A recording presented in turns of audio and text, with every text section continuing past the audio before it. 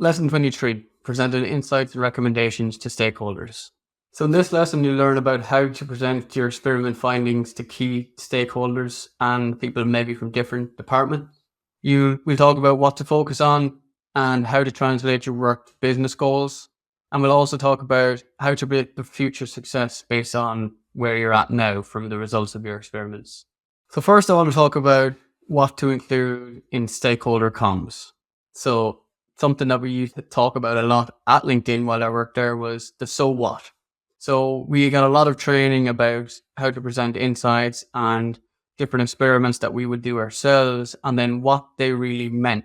So a lot of the time in LinkedIn Campaign Manager, you can get straight away from the point by the metrics, the costs, the really tactical metrics that you use within Campaign Manager to work the platform to make it better and to make your experiments a success. But in reality, they're not always things that you need to talk about. As much as they may be down to the success of an experiment or your success on the platform, they may not be what other stakeholders really want to know about or would understand. So you need to really think about what is relevant for them. So it's important to think about initially the goal. So the SMART goal that we talked about at the very start of this course. So why it was initially important. Then the hypothesis, so why you thought the experiment could work or what was the initial point of the experiment related to the goal. Then the stakeholder context of who are you speaking to and what are they going to care about. And then when you've considered all that, what's the so what? So what did you learn and what you should do now based on what you've learned, and make sure the so what is relevant to the stakeholders that you're presenting the insights to.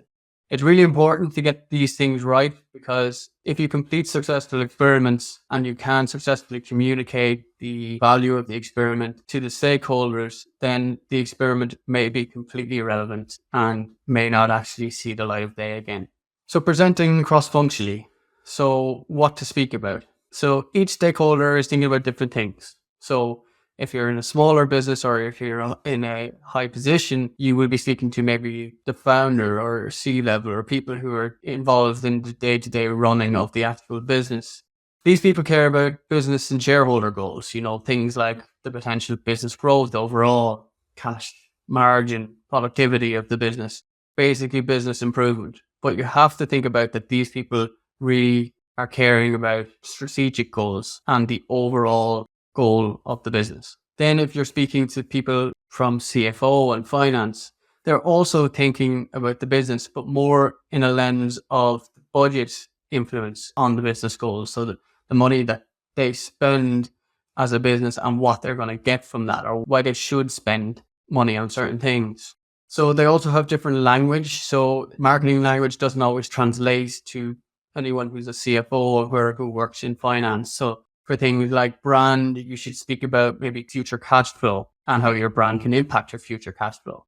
Instead of speaking about things like lead volume, you should speak about sales pipeline and try and get metrics and numbers for sales pipeline. Instead of speaking about target audiences in LinkedIn Campaign Manager, you should think about customer segments. And then finally, instead of talking about things like competitor insight and competitor auction dynamics, you should talk about market share stability. Because if competitors are fighting against you for an LinkedIn placement, then that may also affect your market share in the long run. So these are the types of things you need to be considering if there's a CFO or finance people in the room. Then it's getting more kind of down to the people you deal with more so on a day-to-day basis, but they still may have different goals. So for example, your marketing leadership, your VPs, your marketing directors, if you're at a big company, or your CMO, if you're at a smaller company, depending on what type of company you're at. So essentially they care about the marketing goals that are supporting the business goals. So maybe it's customer penetration, maybe it's brand impact for new customers, maybe it's the amount of content they're consuming if you have a target list of customers, or maybe it's lead volume or cost if it's growth at all costs. So these are the things you need to find out before you present, and then you need to align your language and your presentation to. And then finally, if sales are in the room, which they so often are, they care about completely different things. They care about mainly their own targets. So and how marketing can influence those targets. So maybe things like SQL volume impact. Have you increased it? Has it decreased? Influence pipeline of the pipeline that sales are dealing with. How much of that pipeline have you touched, and have you shown signals and passed over the intel to sales? And then also pipeline velocity. So if you're doing lead generation or conversions, are you bringing in potential customers that are closing at a quicker rate than customers if sales went and got them themselves? So these are the type of things you need to consider. So I'd encourage you to think about all of your own stakeholders in your current business, think about what they care about, and think about maybe some of the experiments you are thinking about running on LinkedIn, or hopefully maybe have already run as you've been going through this course, and think about how you can put them in the context of the stakeholders in your sphere. So what's the so what? So let's have an example of it. So for example, we had an example at the start of the course, which was our SMART goal of increase quality SQLs by 10%. So say, for example, we ran a frequency experiment, because we spoke about frequency in an earlier session, just a couple of sessions ago, where we essentially showed that with higher frequency in certain audiences, you get more actions.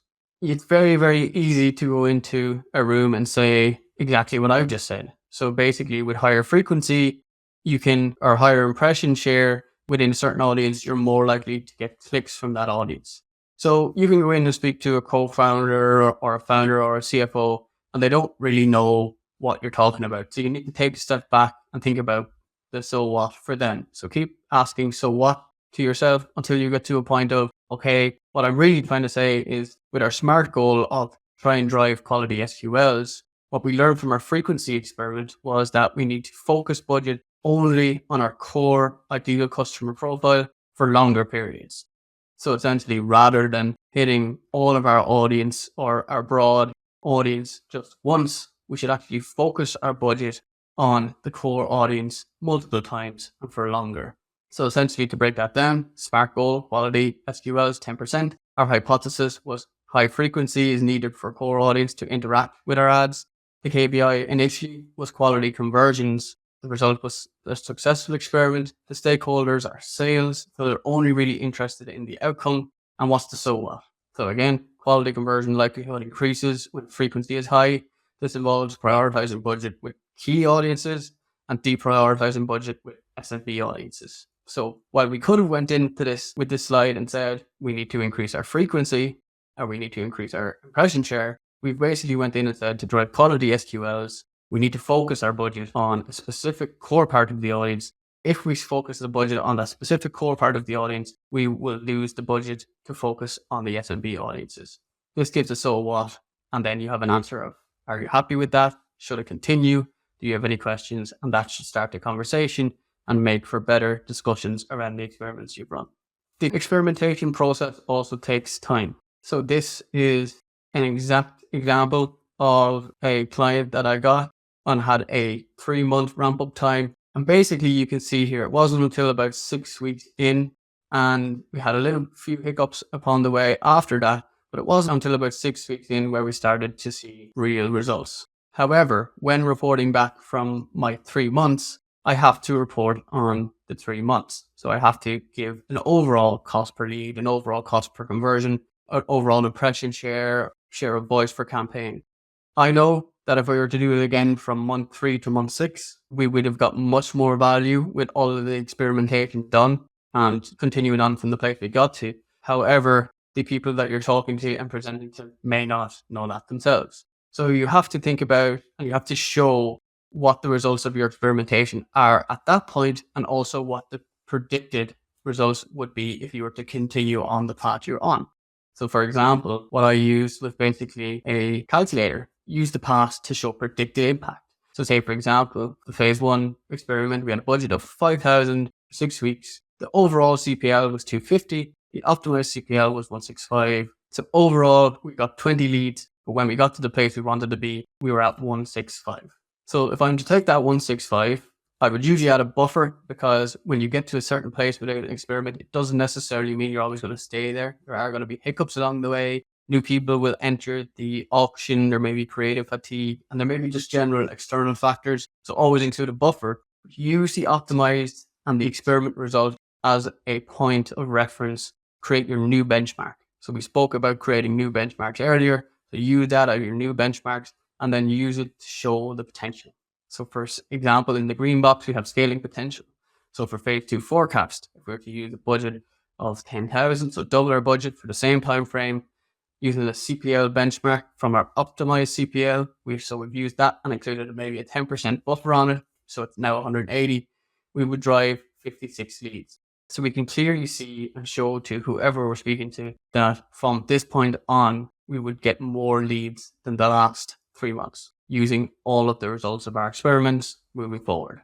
Now you know how to experiment, you know how to create a template around experimentation, you know what to experiment with, and you know how to report on it.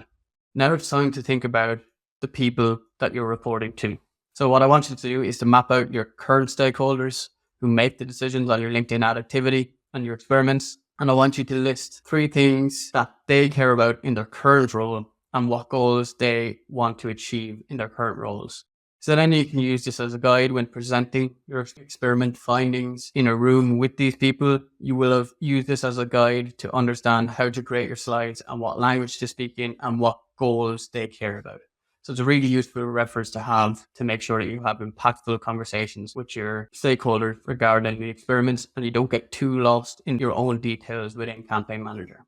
So finally, in this lesson, to recap, you learned about how to speak to stakeholders, focusing on the so what of the experiment, and then forecasting future results based on your current success from the experiments you've run.